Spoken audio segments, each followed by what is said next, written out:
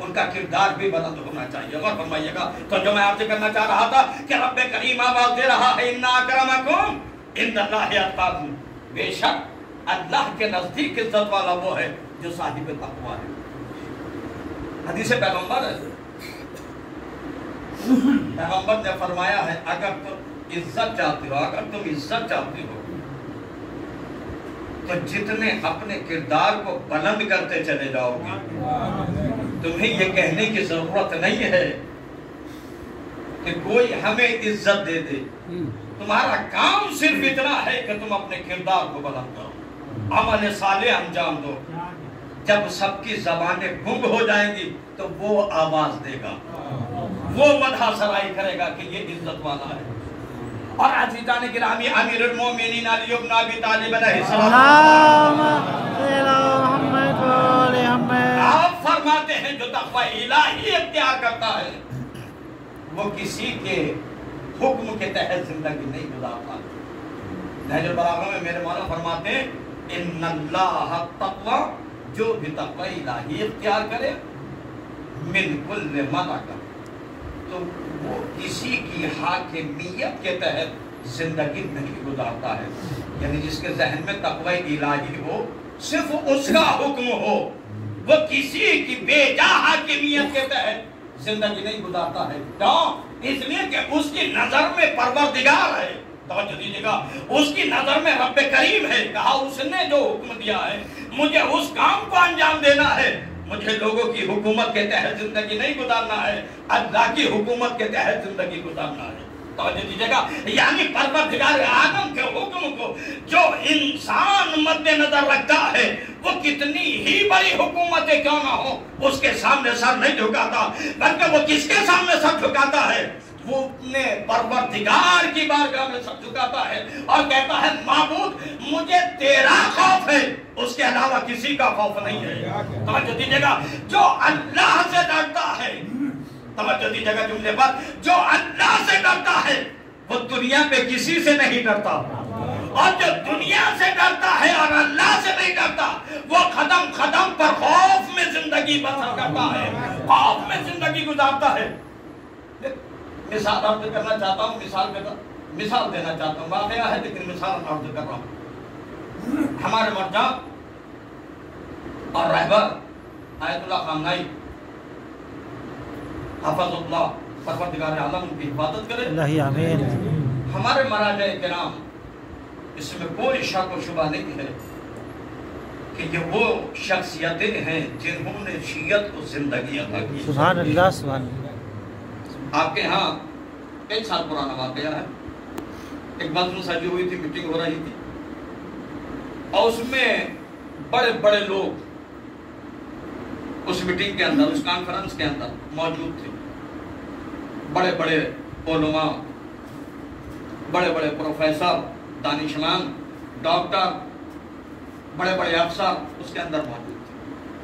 کسی کے ساتھ اس کا بچہ بھی آیا ہوا تھا, چھوٹا بچہ, 4-5 سال کا بچہ.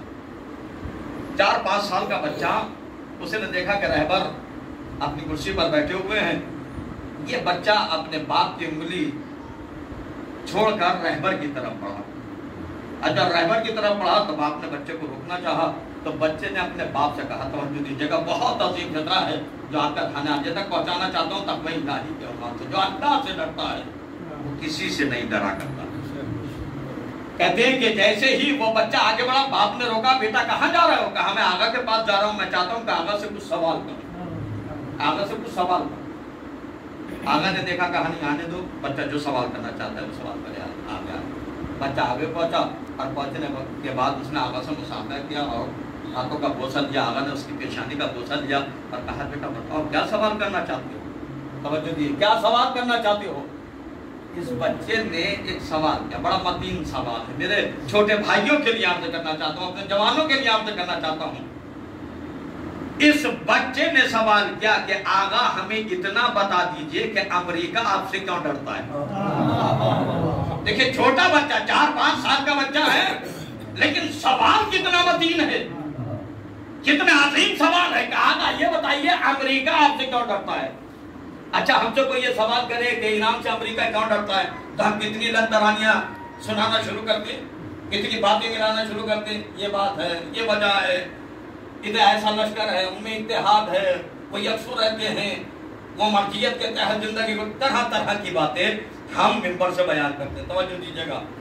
لیکن اس بچے نے آغا سے سوال کیا، رہبر سے اپنے سوال کیا، اے رہبر معظم یہ بتائیے کہ امریکہ آپ سے کیوں ڈرتا ہے؟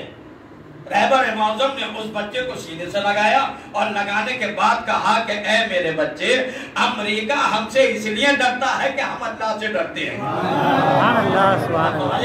ہم اللہ سے ڈرتے ہیں، اس کا مطلب یہ ہے جو اللہ سے ڈرتا ہے اس سے سب ڈرتے ہیں، اور جو اللہ سے نہیں ڈرتا وہ سب سے ڈرتا ہے۔ صلوات بھیجو محمد، اللہم صلی علی محمد و علی محمد۔ دیجیے گا تو انسان کا کردار اگر بلند ہوتا ہے تو رب کریم اسے بلند کرتا ہے، پروردگار اسے بلند کرتا ہے۔ کتنا بلند کرتا ہے؟ میں معصومین کی مثال نہیں دینا چاہتا، میں ایک ایسے صحابی کی مثال آپ کی خدمت میں پیش کروں، تاریخی مثال ہے کہ جہاں سے اندازہ ہو کہ جو انسان اپنے کردار کو بلند کر لے گا، رسالت اور رب کریم اسے بلند کرتا ہے۔ کتنا بلند؟ حضرت بلال کا نام سب نے سنا، کون ہے ایسا جو حضرت بلال کو نہ جانتا ہو؟ رسول اسلام نے مکے سے ہجرت کی، مکے سے ہجرت کی رسول اللہ نے، اور جب مکے سے ہجرت کر کر آپ مدینے پہنچے تو وہ تاریخی ابواب سب کو میں بند کرتے ہوئے اپنی بات بیان کرنا چاہتا ہوں کہ رسول اسلام جب مدینے میں پہنچے تو آپ نے مسجد نبوی بنوائی، ٹھیک ہے نا؟ سب سے پہلا کام کیا کیا؟ مسجد نبوی تعمیر کرائی۔ جب مسجد نبوی تعمیر ہو گئی تو ظاہر سی بات ہے ہر مسجد میں کم سے کم 2 عہدے تو ہوتے ہیں نا، ایک نماز پڑھانے والا یعنی امام اور ایک اذان دینے والا، 2 عہدے۔ تو ظاہر سی بات ہے کہ نماز خود پیغمبر موجود ہیں تو یہ عہدہ تو پیغمبر کا ہے، یہ عہدہ تو پیغمبر کا کہ پیغمبر نماز پڑھائیں گے۔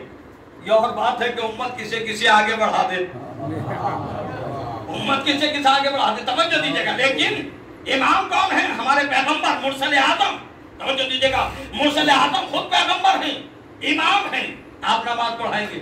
ایک عہدہ بچتا ہے، وہ عہدہ کیا ہے؟ عہدہ مؤذن، وہ مؤذن بنے۔ کچھ لوگوں نے چاہا، وہ پوری تاریخ حقائق ہیں، وہاں تک نہیں پہا، مجھے تو جو اپنا مقصد ہے وہ بیان کرنا ہے۔ بہت سے لوگوں نے کہا کہ ہم مؤذن بنے، ہم مؤذن بنے، اور سین اور شین کی بحث شروع ہو گئی۔ لیکن پروردگار عالم نے کہا کہ رب کریم کردار دیکھ کر عمل کو قبول کرتا ہے۔ سبحان اللہ، سبحان اللہ۔ تمہاری شین کو اللہ قبول نہیں کرتا، بلال کی سین کو قبول کرتا ہے۔ توجہ دیجیے گا۔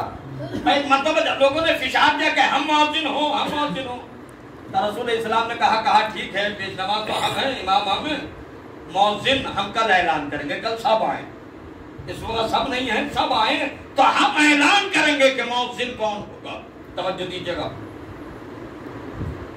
دوسرا دن ہوا، وہ وقت آیا، مسجد چھلکنے لگی چاہنے والوں سے۔ ظاہر سی بات ہے آج عہدہ تقسیم ہونا ہے اور عہدے کے خواہاں تو پہلے ہی پہنچ جاتے ہیں، اور جب بزم سجتی ہے تو عزیزان گرامی خاندان اور قبیلے کے اعتبار سے لوگ آگے پیچھے ہوا کرتے ہیں، مجمع میں بھی، ہمارے سماج میں بھی۔ بات فرمائیے گا تو جس کا جتنا خاندان کے اعتبار سے بڑا تھا وہ اتنے ہی آگے بیٹھا ہوا تھا، اور جو خاندان کے اعتبار سے جتنا چھوٹا تھا وہ بیچارہ اتنا پیچھے بیٹھا ہوا تھا، جو دولت کے اعتبار سے جتنا بڑا تھا وہ اتنا آگے بیٹھا ہوا تھا، جو جتنا دولت کے اعتبار سے کمزور تھا وہ اتنے پیچھے بیٹھا ہوا تھا۔ اب تاریخ لکھتی ہے کہ پیغمبر تشریف لائے، اب جو لوگوں نے دیکھا تب ہر آدمی ہے جو اپنے سر کو اٹھائے ہوئے ہے کہ پیغمبر ہمیں دیکھنے کہیں ایسا نہ ہو کہ ہمارا چہرہ چھپا رہ جائے۔ تو اس جم غفیر میں عالم یہ تھا، ہر آدمی سر کو اٹھائے ہوئے ہے کہ پیغمبر ہمارے چہرے کو دیکھ لے، کہیں ہمارا چہرہ نہ چھپ جائے۔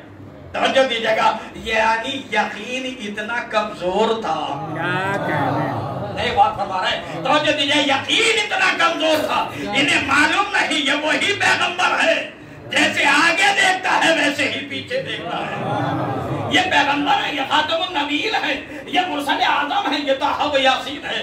آئے اور آنے کے بعد آپ نے نظر دوڑانا شروع کی، توجہ دیجیے کہ نظر دوڑانا شروع کی مجمع کی طرف، تو جیسے جیسے نظر دوڑاتے چلے جاتے ہیں لوگوں کے سر بلند ہوتے چلے جاتے ہیں، لوگوں کے سر اٹھتے چلے جاتے ہیں، اور ایک مرتبہ پیغمبر نے پورے مجمع پہ نگاہ دوڑائی کیا دیکھا کہ ایک شخص ہے جو اس سارے مجمع سے پیچھے بیٹھا ہوا ہے. توجہ دیجیے گا, تاریخ کے فطرے ہے. جو پیچھے بیٹھا ہوا ہے وہ سر اٹھائے ہوئے نہیں ہے, بلکہ اپنے سر کو اپنے زانوں پر رکھے ہوئے ہیں. سب چہرہ دکھا رہے ہیں, یہ اپنے سر کو اپنی پیشانی کو زانوں پہ رکھے ہوئے ہیں. یعنی اس کا مطلب یہ جانتا ہے اگر میرے اندر صلاحیت ہے تو رسالت کی نگاہ میرے اوپر ہی آ کر رکے گی. اور فرمائیے گا, اور ایک مرتبہ پیغمبر نے دیکھا, اور دیکھنے کے بعد کیا دیکھا کہ ایک کالے رنگ کا انسان ہے جس کا رنگ تو کالا ہے, لیکن اس کے جسم سے نور ایمان جگمگا کر نکل رہا ہے. پیغمبر نے آواز دی, بلال اپنے سر کو اپنے زانوں سے بلند کرو. بلال نے اپنے سر کو اپنے زانوں سے بلند کیا. کہا یا رسول اللہ فرمائیے کیا حکم ہے. توجہ دیجیے گا, کہا بلال آج سے آپ مؤذن ہو. ایک بار فرمایا اے بلال آج سے آپ مؤذن ہو. اس کا مطلب یہ ہے پیغمبر نے سارے مجمع کو دیکھا لیکن اس کو تلاش کیا جو تقوی میں سب سے زیادہ تھا. اور فرمائیے گا جو متقی تھا, پرہیزگار تھا, عمل میں سب سے زیادہ تھا. ایک فقرہ کہنا چاہتا ہوں, اگر مؤذن کو پیغمبر تلاش کرتے ہیں تو ایسے مؤذن کو تلاش کرتے ہیں جو متقی ہو. تو اب جو امام المتقین ہوگا وہ غدیر میں مولا بنایا جائے گا. صلوات بھیجے بر محمد اللہم صلی علی محمد و آل محمد. اور فرمائیے گا یعنی رسالت کی نگاہ ہے کہ مؤذن بھی ہو تو ایسا ہو کہ جو عمل اور کردار میں جگہ نہ ہو, متقی ہو, پرہیزگار ہو. اور عزیزان گرامی یہ بلال وہ ہیں کہ جنہیں رسالت نے رب کریم نے بلند کیا ہے. کہ بعد میں بات آ گئی ہے, پھر آپ سے کہتا چلو یہ روایت کے سامنے ہے کہ جس وقت مدینے میں آئے ہیں تو مسجد نبوی کے مؤذن بھی حضرت بلال ہیں, لیکن جب فتح مکہ ہوا ہے تو مکے کے مؤذن بھی حضرت بلال ہیں. فتح مکہ ہوا, اور جب فتح مکہ ہوا تب روایت بتاتی ہے کہ رسول پہنچے اور حرم خدا کے اندر جنگ غفیر ہے, اور ظاہر سی بات ہے جو طاقت کے تحت زیر تحت رہتے ہیں وہ جلدی سرنگو ہو جاتے ہیں. لیکن باہر رسالت نے سفید پرچم نکال کر یہ بتا دیا کہ دنیا پہچان لے ہم کسی کا سر قلم کرنے کے لیے نہیں آئے ہیں, ہم کافروں کو صاحب ایمان بنانے کے لیے آئے ہیں. اور ہم روایت یہی تو بتاتی ہے, تاریخ یہی لکھتی ہے کہ جنگ غفیر ہے, اور ایک مرتبہ سورج اپنی تابانی کے ساتھ نصف نہار تک آتا ہے. پیغمبر نے رسول اسلام نے دیکھا کہ ظہر کا وقت ہوا جاتا ہے, اور ایک مرتبہ اس جنگ غفیر میں نگاہ دوڑائی کہ میرا مؤذن کہاں ہے. توجہ دیجیے گا, میرا مؤذن کہاں ہے. مؤذن پر جا کر نگاہ ٹھہری, کہا بلال اذان کہو. دیکھیں واقعے کو میں بہت مختصر کریں کہ اے میرے بلال اذان کہو. اب تاریخ کا فقرہ ہے, مولانا فیروز زادہ صاحب اس جملے کو کہا کرتے تھے کہ حضرت بلال نے, اس لیے کہ جنگ غفیر تھا, بہت افراد تھے, اور ایسے میں جب جنگ غفیر ہو, بہت زیادہ افراد ہو, مجمع بہت زیادہ ہو تو آدمی پیچھے رہتا ہے نا, آدمی تنگی محسوس کرتا ہے. مولانا فیروز زادہ صاحب فرمایا کرتے تھے مرحوم کہ حضرت بلال نے تنگ دل لوگوں میں تنگی احساس کرتے ہوئے آواز دی, یا رسول اللہ آپ کے حکم کو, آپ کے حکم کی تعمیل کرنا بلال کے اوپر واجب ہے, اور میں حاضر خدمت ہوں, میں آزان دینا چاہتا ہوں. بلال بڑھے, اور اب تنگ دل لوگوں کے درمیان جب بلال بڑھتے ہیں, آگے بڑھتے ہیں, کہا یا رسول اللہ اتنا جب میں غفیر ہے, یہ بتائیے میں اذان کہاں کھڑے ہو کر دوں, اذان کہاں کھڑے ہو کر دوں. توجہ دیجیے گا, رسالت جسے بلند کرتی ہے, رسالت جسے بلند کر دے وہ ہمیشہ کے لیے بلند ہے. بلال نے کہا یا رسول اللہ میں کہاں پر اذان کہوں. تو رسول اسلام فرماتے ہیں کہ اے بلال آؤ اور خانہ کعبہ کی چھت پر کھڑے ہو کر اذان کہو. توجہ دیجیے گا, وہاں مسجد نبوی میں مؤذن بنایا ہے, اور یہاں بلال کو رسول کتنا بلند کر رہے ہیں. یہ بنیاد کیا ہے؟ بنیاد ہے تقوی الہی, بنیاد ہے کردار, بنیاد ہے پرہیزگاری. کہا بلال آؤ, اور آنے کے بعد خانہ کعبہ کی چھت پر کھڑے ہو کر اذان کہو.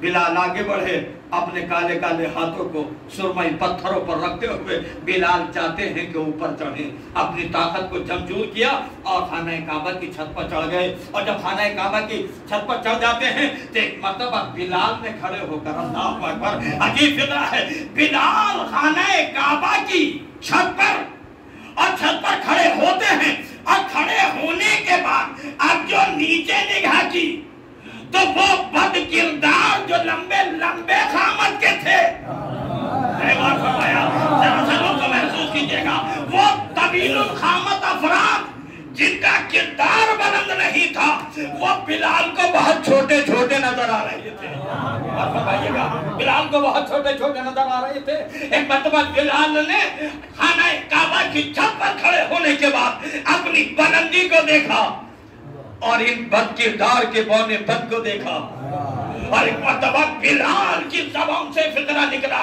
ارے جسے رسالت بلند کر دے اسے دنیا دبا نہیں سکتی، اور جسے رسالت اپنی بطن سے اٹھا دے وہ کسی بطن کی رونق بن نہیں سکتا۔ وہ کسی بطن کی رونق بن نہیں سکتا، کیا؟ اس لیے کہ رسالت جس سے بلند کر دی۔ توجہ دیجئے گا، مگر میں اپنے جوانوں کے لیے باب عقیدت اور باب معرفت کا فکرہ ہے، وہاں تک بات پہنچا دوں۔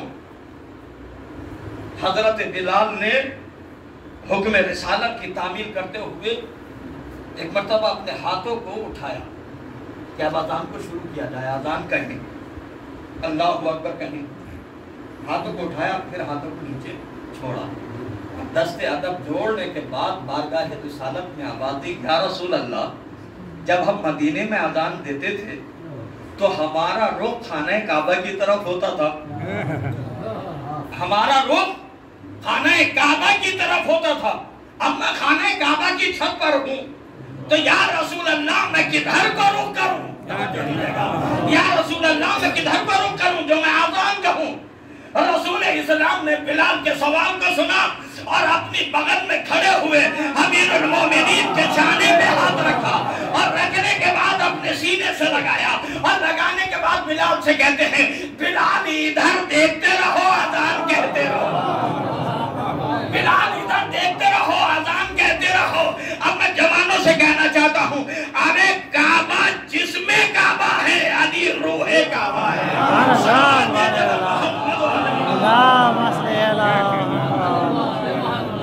کعبہ جسم کعبہ ہے، علی و رسول روح کعبہ ہے۔ ادھر دیکھتے رہو اذان کہتے رہو، یہ بلندی حضرت بلال کو کیوں ملی؟ توجہ دیجئے گا، میں نے یہ دو روایتیں پیدر پہ آپ کی خدمت عالیہ میں پیش کی، کیوں؟ آپ نے دنیاوی سماج کو نہیں دیکھا، اسلامی سماج کو دیکھا۔ اسلامی سماج یہ کہہ رہا ہے کہ جو پیغمبر تم سے کہتے چلے جائیں اس کی اطاعت کرتے چلے جاؤ۔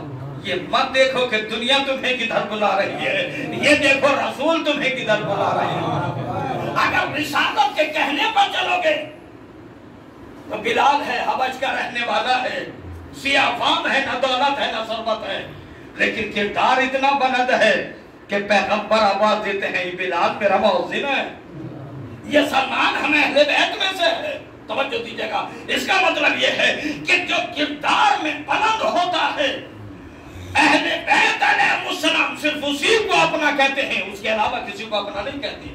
اور فرمائیے گا، کسے اپنا کہا جاتا ہے؟ اہل بیت کسے اپنا کہتے ہیں؟ رسول کسے اپنا کہتے ہیں؟ جو کردار میں بلند ہو، جو طیب و طاہر ہو، جو پاک و پاکیزہ ہو، اسے اہل بیت اپنا کہتے ہیں۔ عزیزان گرامی، میں بہت ہی معذرت کے ساتھ فقرہ کہنا چاہتا ہوں، اپنے بزرگوں سے معذرت چاہتا ہوں، لیکن اپنے جوانوں تک بات کو پہنچانا چاہتا ہوں۔ غور فرمائیے گا، یہ میں نے کل بھی عرض کیا تھا، یہ مجلس اعضا جو برپا ہو رہی ہیں، یہ رسم و رواج نہیں ہے، یہ رسم و رواج نہیں ہے، یہ اس لیے برپا کی جا رہی ہے تاکہ ان کے ذریعے سے ہم اپنی کردار سازی کر سکیں، ہم اپنے کو بنا سکیں۔ عزیزان گرامی، اپنی زبان سے حسینی کہنا کمال نہیں ہے، کردار خدا بات ہے کہ ہم حسینی ہیں، کردار خود پکار کر کہے کہ حسین مانا جا رہا ہے، یہ علی والا جا رہا ہے، یہ رسول والا جا رہا ہے، یہ اہل بیت والا جا رہا ہے۔ اگر دنیا کی بھیڑ میں ہم گم ہو گئے اللہ اکبر. اگر ہم دنیا کی بھیڑ میں گم ہو گئے اور کوئی ہمیں مسلمان بھی نہ کہہ پائے, دنیا کی بھیڑ میں ہم اس طرح سے گم ہو جائیں کہ ہمیں کوئی اہل بیت والا نہ کہہ پائے, تو عزیزان گرامی پھر ہمیں اپنے دامن کردار میں دیکھنا ہے, اپنے دامن کو دیکھنا ہے. کہاں کمی رہ گئی جو لوگ ہمیں حسینی نہیں کہہ رہے ہیں, کہاں کمی رہ گئی کہ جو لوگ ہمیں عزادار نہیں کہہ رہے ہیں, کہاں کمی رہ گئی کہ جو لوگ ہمیں اللہ اور مولا والا نہیں کہہ رہے ہیں. بس عزیزان گرامی اگر کردار ہمارا ایسا ہو جائے کہ جب میں غفیر میں دنیا ہمیں دیکھ کر آواز دے کہ یا علی والا کھڑا ہے, یا رسول والا کھڑا ہے, یا اللہ والا کھڑا ہے, یا حسین والا کھڑا ہے, بس سمجھ لیجئے کہ آپ صراط مستقیم پر ہیں, آپ کی زندگی بہتر ہے, آپ اللہ کی راہ پہ گامزن ہے. لیکن اگر دنیا کی بھیڑ میں کوئی کہنے والا نہ ملے تو ہم مجلس میں آ کر اپنے کو حسینی کہتے رہیں, ہم ماتم کر کر اپنے کو حسینی بتاتے رہیں, اس میں کوئی شک و شبہ نہیں ہے. میں پھر عرض کرنا چاہتا ہوں, میں نے کل بھی اس فطرے کو کہا تھا, دہرانا چاہتا ہوں کہ کم سے کم مجلس میں آئیں تو کسی دن تو دل میں حسین کی محبت اجاگر ہوگی, اور حسین کی قربانی ہمیں اس بات کی طرف متوجہ کرے گی کہ اے حسینیوں, حسین نے قربانی اس لیے دی تھی تاکہ دین کو بچایا جائے. اگر حسینی بننا ہے تو پہلے دیندار بننا ہوگا. ایک سلام بھیجو بر محمد. تھوڑا سا رکنا چاہ رہا ہوں, توجہ دیجیے گا عزیزان گرامی. رب کریم ہمیں یہ آواز دے رہا ہے کہ ہمارا کون ہے. دنیاوی سماج یہ آواز دے رہا ہے کہ ہمارا کون ہے. اسلام پکار رہا ہے کہ ہم یہ دیکھنا چاہتے ہیں کہ ہمارا کون ہے. دنیا آواز دے رہی ہے کہ ہم یہ دیکھنا چاہتے ہیں کہ ہمارا کون ہے. یہ تو سامنے کی لڑائی ہے, شیطان کی اور رحمانیت کی سامنے کی لڑائی ہے. ہر انسان جان رہا ہے کہ شیطان ہمیں بہکا رہا ہے, رحمان ہمیں اپنی طرف بلا رہا ہے. لیکن اللہ اکبر, دنیا کو شیطان کی طاقت پہ اعتماد ہے, رحمان کی طاقت پہ اعتماد نہیں ہے. اکثر و بیشتر کہا جاتا ہے کہ صاحب مجلس کو تو جا رہے تھے, لیکن میں کیا کریں, راستے میں بس شیطان نے بہکا دیا, جاتے ہوئے واپس آ گئے. مسجد میں جا رہے تھے, مسجد کی طرف جاتے جاتے قدم ڈگمگائے اور مسجد سے منحرف ہو گئے اور چلے آئے, نماز رہ گئی, عبادت رہ گئی. کیا کہا جاتا ہے, شیطان نے بہکا دیا. اچھا, کسی ایک فرد کو بہکا رہا ہے. دنیا کا ہر انسان یہ کہہ رہا ہے کہ شیطان ہمیں بہکا رہا ہے, شیطان ہمیں بہکا رہا ہے. مظفر پور میں مثال کے طور پر کسی جوان سے پوچھا جائے بھائی کیا ہوا, مجلس تک نہیں پہنچے, مول صاحب کیا بتائیں, وہ شیطان واجب آ گیا تھا, نہیں پہنچ پائے. اچھا, امروہہ میں چلے جائیے, وہاں کسی سے پوچھے کیا بات ہے بھائی, مسجد اور مجلس میں نظر آ رہا, مول صاحب کیا کہتے ہیں, شیطان بہکا رہا ہے. تو یہاں بھی بہکا رہا ہے, وہاں بھی بہکا رہا ہے نا. اچھا, اس سے آگے بڑھ جائیے, کسی بھی ملک میں پہنچ جائیے, ہر ملک میں جس جوان سے سوال کریں گے یہی جواب ہے, شیطان بہکا رہا ہے. اچھا, امریکہ چلے جائیے, وہاں پوچھے کون بہکا رہا ہے, کہا شیطان, جو خود سب سے بڑا شیطان ہے وہاں پر بھی شیطان بہکا رہا ہے. تو دنیا کی ہر جگہ پر شیطان بہکا رہا ہے, اور کوئی یہ کہنے کے لیے تیار نہیں کہ ہر جگہ شیطان کیسے پہنچ سکتا ہے. تو شیطان میں اتنی طاقت ہے کہ وہ ہر جگہ رہ کر بہکا دے اور انسان کو بہکا دے. تو کیا رحمان کے ہاتھی میں اتنی طاقت نہیں ہے کہ وہ ہر جگہ رہ کر اپنے بندے کی ہدایت کر سکے. عزیزان گرامی, ہمیں یقین ہونا چاہیے, ہمارے قدم مضبوط ہونے چاہیے, اور ہم یقین کے ساتھ اپنے پروردگار کی طرف بڑھیں. کیوں؟ اس لیے کہ اللہ ہے جو ہمیں عزت دینے والا ہے, پروردگار ہے جو ہمیں عزت دینے والا ہے. بندے کسی کو عزت دے کر بڑا نہیں بناتے ہیں. عزت صرف رب کریم دینے والا ہے, عزت صرف پروردگار دینے والا ہے. ہم دیکھتے نہیں ہیں, ہر 5 سال پہ تجربہ ہوتا ہے, ہر 5 سال پہ تجربہ کیا جاتا ہے. اس سال مظفر پور میں جو کھڑا ہوا اسے لوگوں نے جتایا, ٹھیک ہے نا, اور اس سے پہلے بھی 5 سال پہلے کوئی الیکشن میں کھڑا ہوا ہوگا, اسے لوگوں نے جتایا ہوگا. تو جب الیکشن آتا ہے تو کیا ہوتا ہے, جو بھی الیکشن میں کھڑا ہوتا ہے منتری سنتری بننے کے لیے, تو وہ کیا کرتا ہے, ہر ایک کو چچا رشتے سے سلام کرتا ہے, ایسے نہیں. توجہ دیجیے گا, ایسے سلامات بھیجنے لگے کہ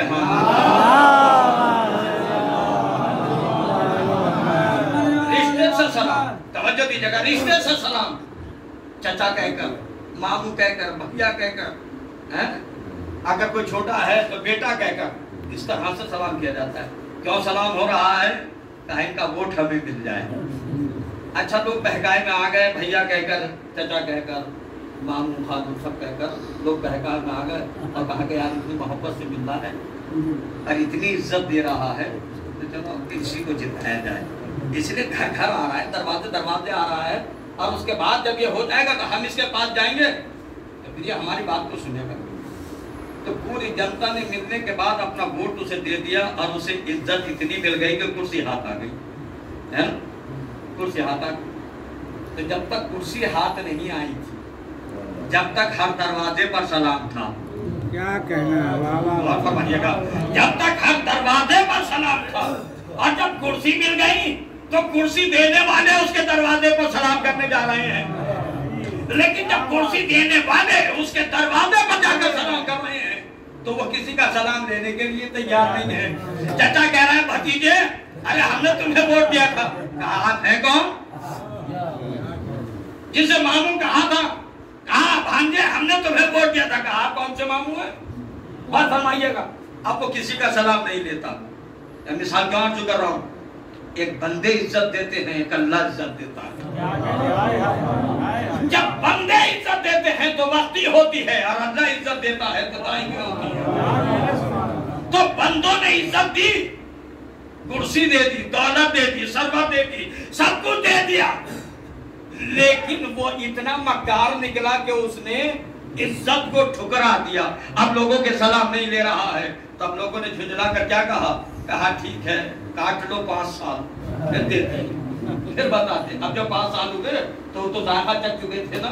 अब वो फिर 5 साल के बाद दरवाजे पे आ रहे हैं। अब कह रहे हैं चाचा सलाम, मामू खालू भैया, तो अब कोई सलाम लेने के लिए तैयार नहीं है ना? यह है या नहीं है? यह हकायक पर मबनी है जो हर इलेक्शन पे, हर 5 साल पे हम लोग देखते हैं। तवज्जो दीजिएगा, अब कोई सलाम लेने के लिए तैयार नहीं है। मैं एक फिक्रा कहूं, जिस शान से पहले जीते थे इसी शान से इसी मर्तबा हार गए। यानी जैसे पहले इज्जत दी थी इसी तरह से लोगों ने इज्जत को ले लिया। और फरमाइएगा, तो दुनिया वाले जिसे इज्जत देते हैं वो इज्जत वक्ती होती है। जब चाहते हैं कुर्सी पे बिठा देते हैं, जब चाहते हैं कुर्सी से उतार देते हैं, लेकिन परवरदिगार आलम आवाज देता है, हमने कुछ ऐसे किरदार पैदा किए हैं जो इज्जतों के मालिक हैं, जो इज्जतों के मालिक हैं, और हमने उन्हें तो इतनी इज्जत अता की है कि जब दुनिया में भेजा तो अपने घर में भेजा,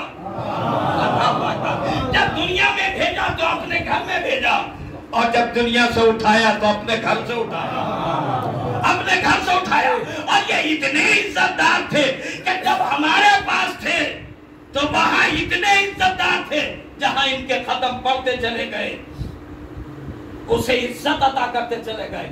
अगर ये अर्श पे थे तो अर्श को अर्श मोहल्ला बना दिया, सुभान अल्लाह, सुभान अल्लाह। ये अर्श पे थे तो अर्श को अर्श मोहल्ला बना दिया।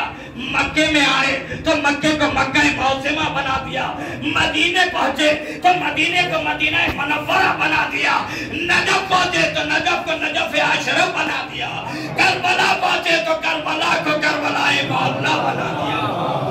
सलावत है जब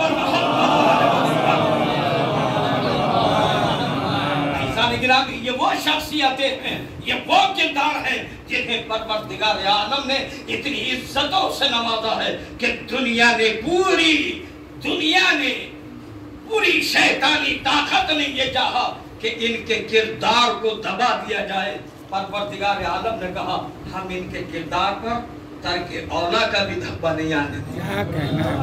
किरदार में बुलंद है, ये इतने अजीम है कि जिनका नाम लेने के बाद रब करीम आवाज देता है, तुमने हमारे बंदों का नाम लिया है, तुमने इन्हें वसीला बनाया है, हम तुम्हें इतना बुलंद कर देंगे।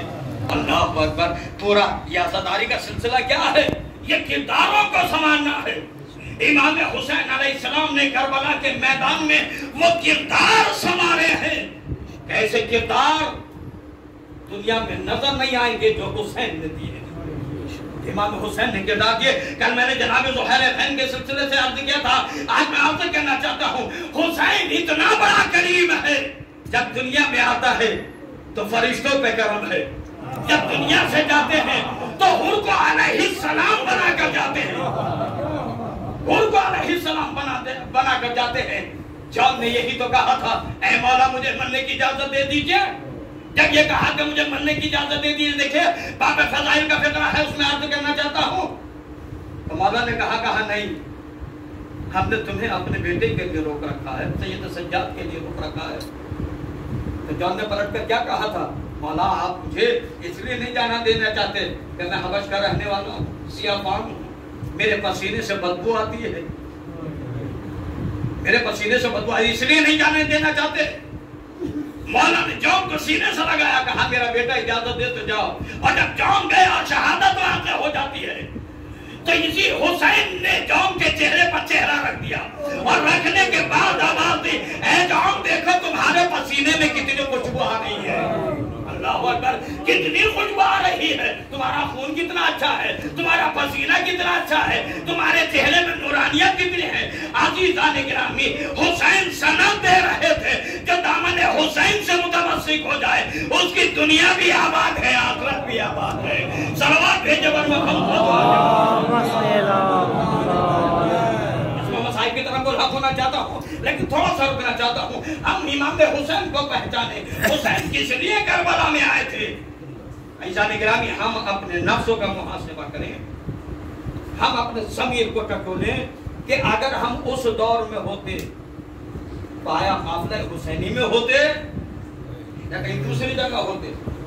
انسان کو ٹٹول کرتا ہے, انسان کو اپنے دامن کو دیکھنا چاہیے, اپنے دل کو. عزیزان گرامی, بہت معذرت کے ساتھ میری گفتگو میرے جوانوں کے لیے ہے, میرے جوان سمجھیں اور اس بات کی طرف متوجہ ہوں کہ ہم کس طرف ہوتے ہیں. روز محشر ہو, میں آپ سے ایک سوال کروں, روز محشر ہو, روز محشر میں دو پارٹیاں کھڑی ہوں, ایک حسینی پارٹی اور ایک یزیدی پارٹی, دو پارٹیاں ہوں گی نا. یزیدی پارٹی ظاہر سی بات ہے جہنم جانا ہے. کیوں, یزید کیا چاہتا تھا, یزید یہی تو چاہتا تھا کہ دین ختم ہو جائے, لا الہ الا اللہ کا نام ختم ہو جائے, نمازیں ختم ہو جائیں, اذانیں ختم ہو جائیں, روزے ختم ہو جائیں, حج ختم ہو جائے, دین ختم ہو جائے, حقوق بندگان ختم ہو جائیں, رشتہ داریوں کا سلسلہ تمام ہو جائے, محرم اور نامحرم کا فرق ختم ہو جائے, حلال حرام ہو جائے, حرام حلال ہو جائے. یہی تو یزید چاہتا تھا. حسین کیا چاہتے تھے, دین اپنی جگہ پر رہے, لا الہ الا اللہ کا پرچم بلند رہے, نمازوں کا قیام رہے, توجہ دیے, نمازوں کا قیام رہے, زکات ادا کی جائے, خمس نکالا جائے, غریبوں کا حق ادا کیا جائے, بھائی کو بھائی سمجھا جائے, محرم اور نامحرم کا فرق ملحوظ خاطر رہنا چاہیے, صلہ رحمی ہونا چاہیے, گھروں کے رشتے پامال نہیں ہونے چاہیے, بہن اور بھائی کا رشتہ, پھوپھی اور بھتیجے کا رشتہ رشتے کی حیثیت سے رہنا چاہیے. یہ سب حسین چاہتے تھے اور یزید ان سب کو مٹانا چاہتا تھا. زیارت وارثہ میں جب آپ سلام کرتے ہیں, سلام کرنے کے بعد بات شروع کرتے ہیں, تو وہاں کیا فقرہ ہے, اشہد انک قد اقمت الصلاۃ وآتیت الزکاۃ وامرت بالمعروف ونہیت عن المنکر. میں گواہی دیتا ہوں, اے میرے امام, میں گواہی دیتا ہوں, آپ نے نماز کو قائم کیا, آپ نے روزے کو قائم کیا, آپ نے حج کا قیام کیا, آپ نے زکات ادا کی, آپ نے دین کا قیام کیا, آپ نے امر بالمعروف اور نہی عن المنکر کا قیام کیا. میں گواہی دے رہا ہوں. توجہ دیجیے گا, حسین آواز دیتے ہیں کہ تو گواہی دے رہا ہے, آیا تو قافلہ حسینی میں شامل ہونا چاہتا ہے. توجہ دیجیے گا, ہمارے بزرگ علماء آج کے ڈیٹ میں کہہ رہے ہیں یہ جو 40 ہیں لوگ جا رہے ہیں نجف سے کربلا, بیعت روی ہو رہی ہے, یہ اس لیے نہیں ہے کہ دوڑ لگانی ہے, یہ اس لیے ہے تاکہ یہاں پہ کردار کو سمجھنا ہے, ہم کس قافلے میں شامل ہو رہے ہیں, ہم کس قافلے میں شامل ہو رہے ہیں. امام حسین آواز دیتے ہیں, ارے قافلہ حسینی کل بھی رواں دوا تھا, آج بھی رواں دوا ہے. توجہ دیجیے گا, کل بھی رواں دوا تھا, آج بھی رواں دوا ہے. جو بھی قافلہ حسینی میں شامل ہونا چاہتا ہے, مقصد حسینی کو آباد کرتا چلا جائے, قافلہ حسینی میں شامل ہوتا چلا جائے گا. مقصد حسینی کیا ہے, نماز کا قیام, मकसद हुसैनी क्या है? ज़कात की अदायगी। मकसद हुसैनी क्या है? अम्र बिल मारूफ नहीं अनिल मुनकर का क़याम। ये मकसद हुसैनी है। अब अगर ये मकसद हुसैनी कायम है तो हुसैनी काफिले में। अब मैं वही बात जो अर्ज करना चाह रहा था कि मुझे नेशर दो पार्टियां खड़ी हैं, एक हुसैनी है और एक यजीदी है। अब मैं अपनी तरफ मिसाल देना चाहता हूँ, हम भी एक गिरोह में शामिल हो गए कि हम तो हुसैनी हैं। अब वहाँ सब मसला चल रहा था, जैसे हम आगे पहुँचे तो हमारी फाइल पेश हो गई। अब जो फाइल पेश हुई तो उसमें लिखा हुआ था, जैसे ही पर्चा पढ़ता गया, कहा नाम क्या है? कहा शादाब हैदर। करते क्या है? कहा तबलीग। कहा अमल क्या है? कहा बिल्कुल को सिफ्र। तवज्जो दीजिएगा, सिफ्र है। कहा ये हुसैनी काफिले में क्या पढ़ा? फरमाया ये हुसैनी काफिले में क्या खड़ा? नमाज पढ़ी नहीं, रोजा रखा नहीं, हज किया नहीं, ज़कात अदा की नहीं, कौन सा मलक है? कहा बात या हुसैन? कहा हुसैन ने कुछ कहा है करने के लिए? या सिर्फ ये कहा है जबान से हुसैन हुसैन किए जाओ? कुछ कहा है? तवज्जो दीजिएगा। अब जब हमारे नामे आमाल खोले गए तो हुसैनी कारनामों में से कुछ नहीं था। तो ये बताइए हमारी जगह कहाँ है? जगह कहाँ है? अज़ीज़ान गिरामी, हुसैन इसी की तरफ मुतवज्जे कर रहे हैं। हुसैनी काफिले में शामिल होना चाहते हो तो मकसद हुसैनी को याद रखो, मकसद हुसैनी को जिंदा करते रहो। मकसद हुसैनी जिंदा होता रहेगा, तुम्हें जिंदगी मिलती रहेगी। अज़ीज़ान गिरामी, मुसलसल आप इस फिक्रे को सुनते रहते हैं और मैं बहुत ही एतमाद के साथ इस फिक्रे को दोहराना चाहता हूँ। इस आजादारी को हमने जिंदा नहीं किया है, इस आजादारी ने हमें जिंदगी अता की है। इस आजादारी ने हमें जिंदगी अता की है। अगर हम ये चाहते हैं कि जिंदा रहें तो आजादारी को पायदार रखें, आजादारी का ख्याल करें, लेकिन मकसद आजादारी के साथ सिर्फ ये ना हो, मात्र के साथ सिर्फ ये ना हो, बस मैं तमाम कर ज्यादा वक्त नहीं देना चाहता, ये ना हो कि हम मजलिस में आए चले जाएं। हुसैन किसी के दामन को खाली नहीं पलटाना चाहते, हम इस दामन को पुर कर करके करना, पुर कर करके करना। हुसैन ने तो आवाज दी है, तुम आ गए, हम तुम्हारी तौफीकात में इजाफा करेंगे। अल्लाह अकबर, कितना करीम है हमारा इमाम। वो गुनाहगारों को सीने से लगाकर उनके गुनाहों को छाप देते। लेकिन शर्त मोहब्बत क्या है? मजलिस में आए हो और एक मरतबा तहिया क्या कि हम हुसैनी हैं, तो अब इस मकसद को लेकर उठे। ये जो आंखों के आंसू हैं, अगर मच्छर के पर के बराबर भी आंख में आंसू आ जाए नहीं, अगर सिर्फ शक्ल सूरत गमज़दा बना ले तो वजबत उस पर जन्नत वाजिब है। लेकिन कब? क्या अब इसके बाद हमें हुसैनी रहना है।